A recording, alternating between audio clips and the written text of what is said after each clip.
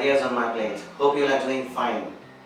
I am Joseph Philip and today I will be showing you in detail how simple it is to bake a perfect loaf of bread. I will be giving you a few important tips throughout the video. So please take time out and watch the full video. So without further delay, let's get started and check it out. Take 1 cup of lukewarm milk. It can be room temperature, but it should not be cold. If you have milk allergy, you can use water instead. The link of the product that I've used in this video are given in the description box below the video. Then add 2 tablespoons of brown sugar. You can even use normal white sugar too. Mix it well. Now add 2 teaspoons of dry yeast. We will let the dry yeast sit for 5 to 7 minutes till it gets active. I've taken 1 cup of whole wheat flour and 1.5 cup of all-purpose flour or maida.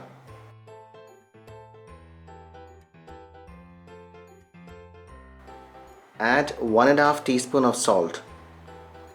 As you can see, the yeast mixture is frothy. It means it is live and well and ready to go. In goes 2 tablespoons of oil.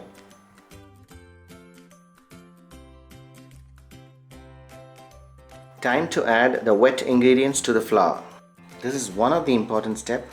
Keep mixing it. After some time, if you feel it is hard, you can add little water, or if you feel it is too soft and sticky, you can add little flour, maybe 1 teaspoon at a time.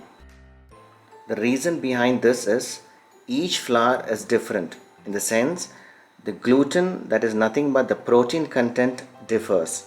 If the gluten in the flour is more, the absorption of water is more.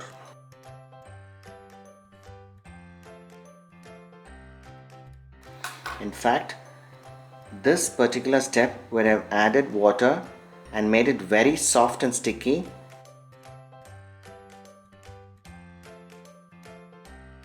and then added flour to make it normal, is to show you friends that you can work with any kind of flour and bring the dough to the desired result. You may follow any recipe, but make sure you understand the consistency of the dough and make changes accordingly.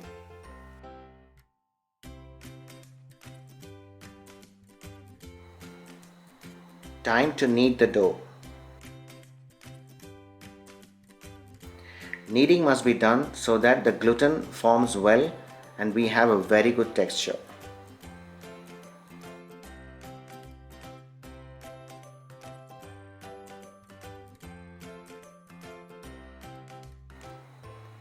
As you can see, as I am kneading, I am stretching and then folding it. Repeat the process, and if it's too sticky, you can add little flour, 1 spoon at a time. It should not be under kneaded or over kneaded. The standard time is said to be 8 to 10 minutes. But I have been baking bread since a year and I have never gone beyond 6 minutes of time. 5 to 6 minutes is more than enough.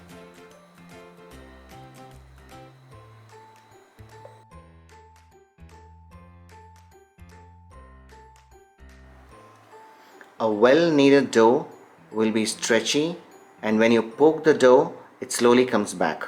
If the bowl is sticky, you can put some flour or oil so that it doesn't stick. We have to keep it for at least 45 minutes to 1 hour till it rises double its size.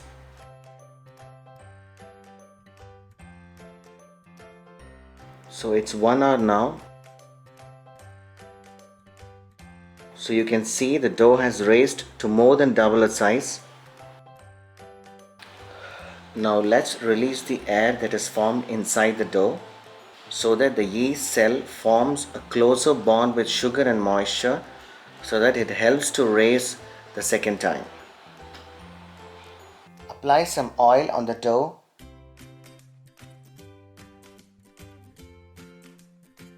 and flatten it this way.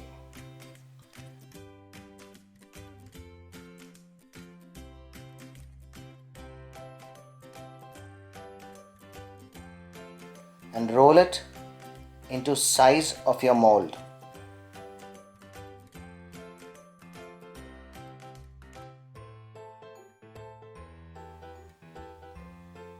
And seal the fresh air inside like this. Apply some oil inside the mold so that the dough does not stick. Place it in the mold in such a way that the sealed portion goes in the bottom. Now let's keep this covered for 45 minutes so that it rises the second time. The reason dough is allowed to rise the second time is because it results in finer gluten structure. This also gives a very good texture and flavor. The second rise even prevents huge gapping hair rolls in the bread. The normal practice is to raise the dough 2 times, but a third rise gives an even better texture. It's almost 45 minutes now, so you can see the dough has raised double its size. Let's give it a milk wash on the crust so that it gives a golden brown color. You can even give an egg wash. This is another most important part. The baking temperature depends on the loaf size, oven size, and the type of oven, convection or OTG. The temperature approximately should be from 165 degrees centigrade to 190 degrees centigrade for 25 minutes to 50 minutes. Now, how do you find out your oven's temperature? Please follow these tips. When you do it for the first time in a convection mode, preheat the oven at 180 degrees and keep it for 40 minutes. But after 25 minutes, for every 5 minutes, keep checking with a toothpick. When the toothpick comes out clean and the crust becomes slightly brown in color, that means it's done.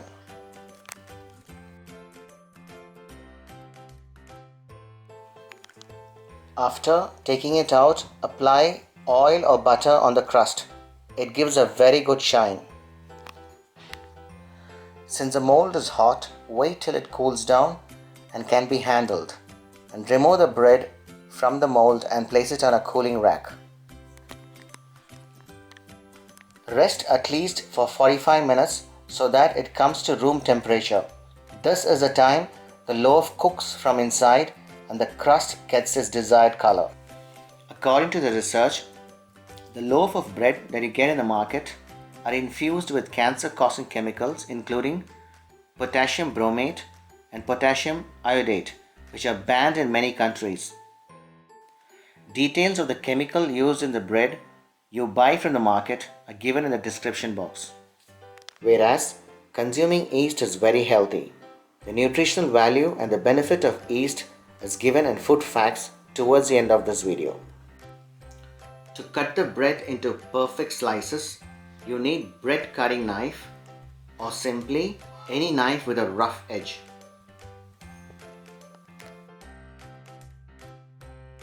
And finally, as we are not using any preservatives, the loaf stays for 2 to 3 days in room temperature depending on the climatic conditions, 5 to 6 days in a refrigerator at 0 to 4 degrees C, and up to 6 months in a deep freezer at minus 18 degrees C.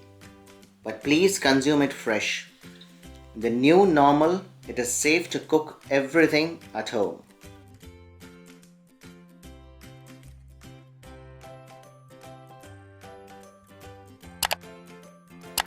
So friends, making a perfect bread is not so difficult. It is simple and easy. The effort is only you put while kneading, that is 5 to 6 minutes. The rest of the work is done by the dough and the oven. So friends, do try it and let me know your feedback in the comment section. Those of you who haven't subscribed, please subscribe and click the bell icon next to it and get the notification of my new videos. Thank you so much for watching. I'll be back with more videos. Until then, take care, stay safe and happy baking.